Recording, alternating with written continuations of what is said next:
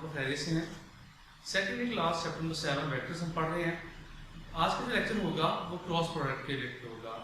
Students, cross product क्या होती है? इसको हम वेक्टर प्रोडक्ट भी बोलते हैं। हम इसकी प्रॉपर्टीज की बात भी करेंगे और इसके शॉर्ट क्वेश्चन जो आपको पेपर में आ सकते हैं हम उसकी डिस्कशन भी करेंगे। क्रॉस प्रोडक्ट क्या होती है हम पहले इसको डिफाइन कर लेते हैं। लेट्स सपोज हमारे पास दो वेक्टर्स हैं। लेट ए वेक्टर, किताब में इसको यू वेक्टर और वी वेक्टर लिखा हुआ है, तो यू और वी लिख लेते हैं।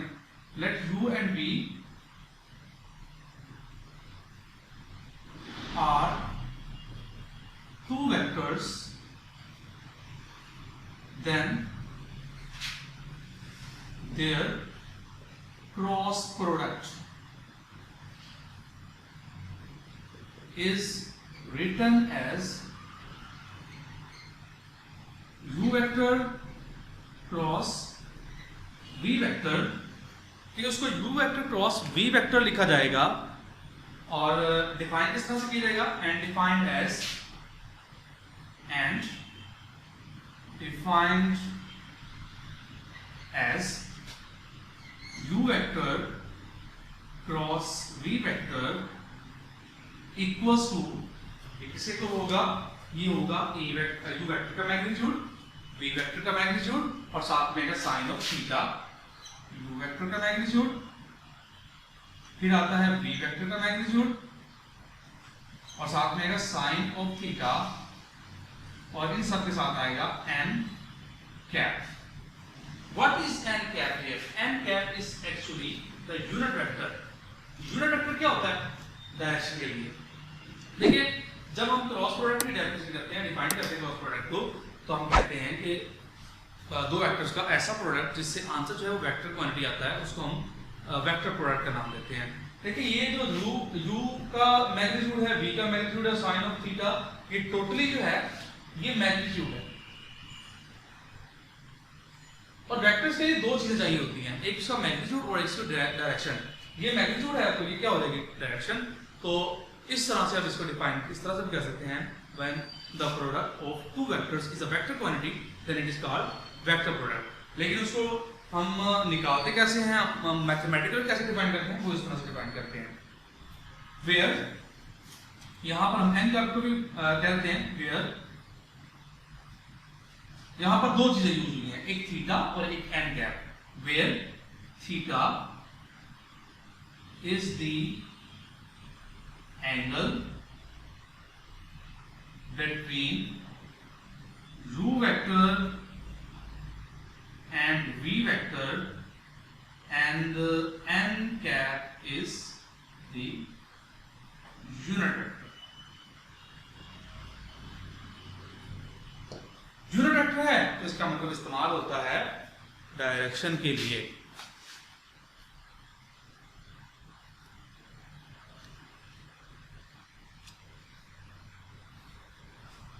अब एन कैप को हम निकाल कैसे सकते हैं? अब ये बात करते हैं कि एन कैप को फाइंड कैसे किया जाता है। कोई आवाज नहीं है।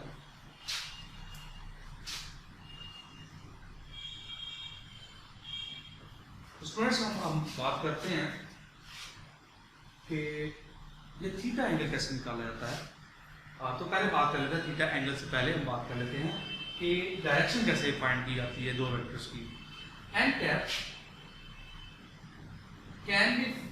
Can be found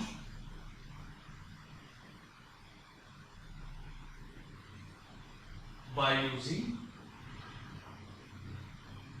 right hand rule.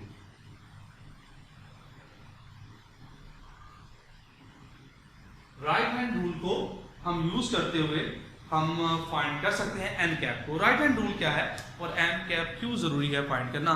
देखिए, जब आप दो वेक्टर्स की वेक्टर प्रोडक्ट लेना चाह रहे हैं u और v की, तो u क्रॉस v आपने लिखा तो u का मैग्नीट्यूड मिल जाएगा हमें, v का मैग्नीट्यूड वो भी निकालना आता है और साइन ऑफ थीटा ये एंगल होगा थीटा। और एन कैप कैसे निकाला जाएगा इसको अब हम देखते हैं। तो इसके लिए राइट हैंड रूल है। राइट हैंड रूल हमें क्या बताता है? राइट हैंड रूल ये बताता है कि जो दो वेक्टर्स हैं आपके पास, मिसाल के ऊपर ये आपके पास a वेक्टर है, ये u वेक्टर हमने कहा है, तो ये आपके पास u वेक्टर है और ये आपके पास v वेक्टर है। तो अगर आप फाइंड करना चाह रहे हैं u क्रॉस v, तो u क्रॉस v आपने अपने राइट हैंड को मूव करना है। मिसाल के तौर पर जी मैं u क्रॉस v फाइंड करना चाह रहा हूं, तो आपने करना क्या है, अपने राइट हैंड को मूव करना है। लेकिन पहले वेक्टर कौन सा है, u, तो u के ऊपर अपने हाथ को रखना है आपने और अपनी उंगलियों को आपने कर्ल करना है v वेक्टर की तरफ। तो देखिए ये आप कर्ल करें v वेक्टर, जो थंब की लोकेशन होगी वो क्या होगी, n कैप की डायरेक्शन होगी असल में वो। तो हम फिर दोबारा देख लेते हैं, ये u है, u क्रॉस v मतलब कि u से v की तरफ आप अपने फिंगर्स को कर्ल करें और जो थंब की डायरेक्शन ये n कैप की डायरेक्शन है। तो कैसे आ रहा है, इसको हम इस तरह से ड्रा नहीं कर सकते, हम इसको इस तरह से ड्रा कर लेंगे ऊपर की तरफ, तो ये है n कैप। इसी तरह से अगर हमें v क्रॉस u लेके आना पड़े, मिसाल के तौर पर ये u वेक्टर है और ये v वेक्टर है,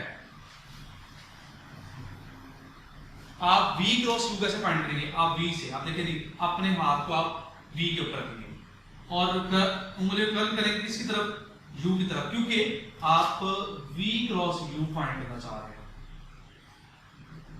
तो आपने कर्ल किया और डायरेक्शन कहाँ है, इनवर्ड है, तो आप इस डायरेक्शन को नीचे की तरफ लिख दें, ये इनवर्ड डायरेक्शन है, तो ये n कैप की डायरेक्शन है। तो इस तरह से हम देख सकते हैं कि u क्रॉस v और v क्रॉस u इक्वल नहीं आ रहे। इस तरह नहीं इक्वल आ रहे क्योंकि दोनों की डायरेक्शन ऑपोजिट आ रही है। तो इस तरह से हम n कैप को फाइंड करते हैं जब दो वेक्टर्स की हम क्रॉस प्रोडक्ट लेते हैं। कैसे फाइंड करते हैं, bye using right hand rule. और राइट हैंड रूल आपको मैंने बता दिया, आप पहले वेक्टर से दूसरे वेक्टर की तरफ अपनी फिंगर्स को कर्ल करेंगे, then thumb will represent the direction of the cross product.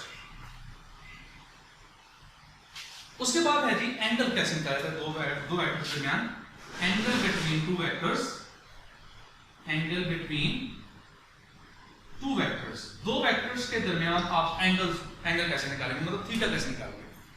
अब देखिए जी क्रॉस प्रोडक्ट का फार्मूला ये है, ये फार्मूला है इसका। तो आप इसको क्या लिख सकते हैं, आप इसको लिख सकते हैं u vector cross v vector. चलिए लिख लेते हैं इसको, u vector cross v vector है किसके पर, ये है u वेक्टर का मैग्नीट्यूड, v वेक्टर का मैग्नीट्यूड और साथ में है साइन ऑफ थीटा और n कैप। अगर आप एंगल फाइंड करना चाह रहे हैं, थीटा को फाइंड करना चाह रहे हैं, तो आप ऐसा करें, दोनों तरफ की मैग्नीट्यूड ले लें। तो ये आएगा u vector cross v vector इसका मैग्नीट्यूड और ये इक्वल होगा u वेक्टर का मैग्नीट्यूड, v वेक्टर का मैग्नीट्यूड और साइन ऑफ थीटा और n कैप इस होल का मैग्नीट्यूड, दोनों तरफ मैग्नीट्यूड ले लिया। अब उसके बाद हमें क्या मिलेगा, यह मिलेगा u vector cross v vector इसका मैग्नीट्यूड। तो u का मैग्नीट्यूड ऑलरेडी है, इसके ऊपर कोई फर्क नहीं पड़ेगा, तो यह है u वेक्टर का मैग्नीट्यूड और साथ में है v वेक्टर का मैग्नीट्यूड और साइन ऑफ थीटा का मैग्नीट्यूड और साथ में है n कैप का मैग्नीट्यूड। तो आपको पता है n कैप क्या है, ये यूनिट वेक्टर है और यूनिट वेक्टर का मैग्नीट्यूड क्या होता है, 1 के इक्वल होता है। तो आप यहां जब वैल्यूज पुट करेंगे तो ये आपके पास आएगा u vector cross v vector इसका मैग्नीट्यूड और इक्वल्स टू u वेक्टर का मैग्नीट्यूड और v वेक्टर का मैग्नीट्यूड और साथ में आएगा साइन ऑफ थीटा। और हम यहां पर कहेंगे बिकॉज n कैप का मैग्नीट्यूड इक्वल्स टू 1 है, वो उसकी वजह क्या है, n कैप जो है वो यूनिट वेक्टर होता है और हम ये कह चुके हैं कि यूनिट वेक्टर का जो मैग्नीट्यूड होता है वो किसी को होता है 1 के इक्वल होता है। तो हम यहाँ पर साइन ऑफ थीटा अगर निकालना चाहें तो साइन ऑफ थीटा का फार्मूला क्या होगा, वो होगा u vector cross v vector इसका मैग्नीट्यूड और नीचे आएगा u वेक्टर का मैग्नीट्यूड और फिर आएगा साथ में v वेक्टर का मैग्नीट्यूड। तो इस तरह से हम एंगल थीटा जो है वो दोनों वेक्टर्स के दरमियान से निकाल सकते हैं जब u और v वेक्टर हमें दिए हैं। तो ये बात की है हमने थोड़ी सी इंट्रोडक्शन क्रॉस प्रोडक्ट की बात की है अभी तक। अब उसके बाद हम थोड़ी सी डिस्कस करते हैं इसकी प्रॉपर्टीज तो प्रॉपर्टीज हम जिस तरह से स्केलर प्रोडक्ट हमने डिफाइन किया था, उसके बाद उसकी प्रॉपर्टीज हमने देखी थी। अब हम उसी तरह से वेक्टर प्रोडक्ट है उसकी प्रॉपर्टीज को डिस्कस करते हैं वन बाय वन। तो नेक्स्ट वन है प्रॉपर्टीज ऑफ क्रॉस प्रोडक्ट या वेक्टर प्रोडक्ट। तो पहली प्रॉपर्टी है कि क्रॉस प्रोडक्ट में cross product is not commutative. जी, क्रॉस प्रोडक्ट कॉम्यूटेटिव नहीं है। कॉम्यूटेटिव का मतलब क्या है कि ए क्रॉस बी है वो इक्वल नहीं होता बी क्रॉस ए। तो फिर होता किससे इक्वल? ए क्रॉस बी आपने याद रखना है ये इक्वल होता है माइनस बी क्रॉस ए, इसके इक्वल होता है। ये बात आप याद रखेंगे।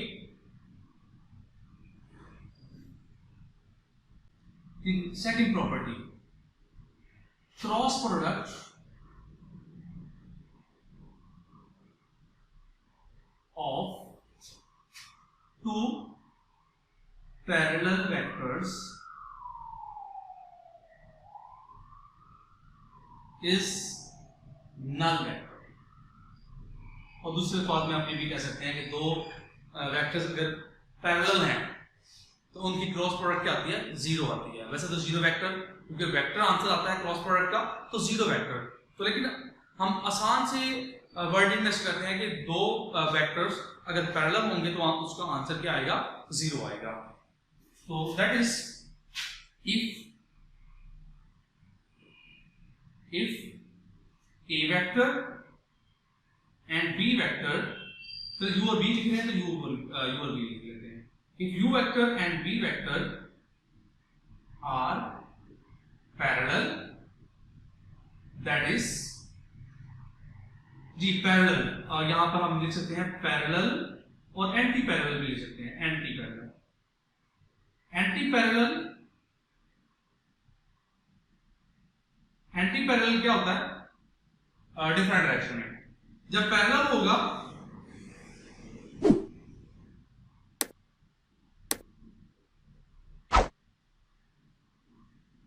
Then theta equal to 0 degree जब पैरेलल होंगे, और थीटा इक्वल्स टू 180 डिग्री जब वो एंटी पैरेलल होंगे। दोनों केसेस में then u vector cross v vector, इसका जो आंसर आएगा वो 0 आएगा। तो ये बात आपने याद रखनी है कि दो वेक्टर्स अगर पैरेलल हैं आपस में तो उनका क्रॉस प्रोडक्ट क्या आता है? 0 के इक्वल आता है। उसके बाद अगर दोनों वेक्टर में से कोई एक 0 है तो उनकी क्रॉस प्रोडक्ट भी क्या होगी? 0 होगी।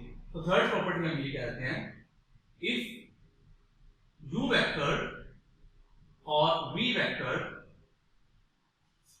इक्वल टू 0, अगर इन दोनों में से एक वेक्टर इक्वल टू 0 है देन क्या होगा? u vector cross v vector जो है वो इक्वल आ जाएगा 0 के। इसमें जो सबसे मेन प्रॉपर्टी थी वो पहली थी, कॉम्यूटेटिव नहीं होता। a क्रॉस b जो है वो इक्वल आता है माइनस b क्रॉस a के। इसको हम यूज भी करेंगे बार बार।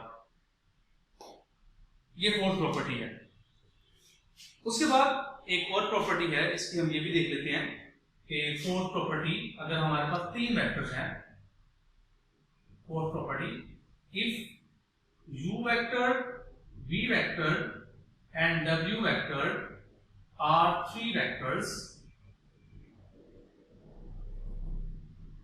देन u क्रॉस v है ये, और साथ में अगर यहां पर क्रॉस w हो तो हम इसको लिखेंगे u cross w plus v cross w। इस तरह से इसको लिखा जाएगा। तो तीन वेक्टर्स की क्रॉस प्रोडक्ट है, इसके ऊपर डिस्ट्रीब्यूटिव प्रॉपर्टी भी होल्ड करती है। उसके बाद ये एक लास्ट प्रॉपर्टी है कि analytical expression of cross product. Analytical expression of cross product क्या है हम वो देख लेते हैं। प्रॉपर्टीज यही है, आगे आएंगे तो हम उसको साथ डिस्कस करते जाएंगे। अब बात करते हैं analytical expression of cross product, ये बहुत इंपॉर्टेंट है। Analytical expression of cross product, इसका मतलब क्या है? देखिए जी, जब हमने स्केलर प्रोडक्ट पढ़ा था तो हमने कहा था जब दो वेक्टर्स की स्केलर प्रोडक्ट लेनी है, इसका मतलब आई कंपोनेंट को आई कंपोनेंट के साथ मल्टीप्लाई करना है, जे कंपोनेंट को जे कंपोनेंट के साथ और के कंपोनेंट को के कंपोनेंट के साथ। उसी तरह से हम वेक्टर प्रोडक्ट का भी रिजल्ट निकालना चाह रहे हैं कि दो वेक्टर्स जब आई जे और के कंपोनेंट की फॉर्म में दिए होंगे तो उनकी क्रॉस प्रोडक्ट हम कैसे फाइंड करेंगे। तो इसके लिए लेट्स सपोज u वेक्टर हमारे पास है u1 i cap, u2 j cap और u3 k कैप, और v वेक्टर जो है लेट्स सपोज वो हमारे पास है v1 i cap, v2 j cap और v3 k cap. Then u vector cross v vector equal किसके होगा? आपने यहां डालना है डिटर्मिनेंट, यहां पर लिखना है i कैप, यहां पर लिखना है j कैप और यहां पर लिखना है k कैप। और फिर पहले वेक्टर कौन सा है? u का i कंपोनेंट क्या है? u1, u का j कंपोनेंट क्या है? u2 और u का k कंपोनेंट क्या है? u3, और उसके बाद v वेक्टर v1 v2 और v3। इस तरह से आप इस डिटरमिनेंट को जब सॉल्व करेंगे तो आपके पास क्या आ जाएगा? दो वेक्टर्स का क्रॉस प्रोडक्ट आ जाएगा। इस बात को फिर सुन लें, आप लिखेंगे i कैप, j कैप और k कैप, उसके बाद जो पहला वेक्टर है उसके i कंपोनेंट, j कंपोनेंट और k कंपोनेंट, i के नीचे i कंपोनेंट, j के नीचे j कंपोनेंट और k के नीचे k कंपोनेंट। इसी तरह से दूसरे वेक्टर के i के नीचे i कंपोनेंट, j के नीचे j कंपोनेंट और k के नीचे k कंपोनेंट। तो इस तरह से इस डिटरमिनेंट को जब हम सॉल्व करते हैं तो हमारे पास क्या रहता है? उसका क्रॉस प्रोडक्ट रहता है। होप सो ये था हमारा आज का लेक्चर और आपको समझ आ गई होगी। अगर वीडियो पसंद आई हो तो वीडियो को लाइक करें, शेयर करें और कमेंट बॉक्स में जाके कमेंट करें और चैनल को सब्सक्राइब करना ना भूलेगा। इससे क्या होगा कि आपको हर आने वाली नई वीडियो जो है वो साथ साथ मिलती रहेंगी। तो मिलते हैं नेक्स्ट लेक्चर में। अल्लाह हाफिज।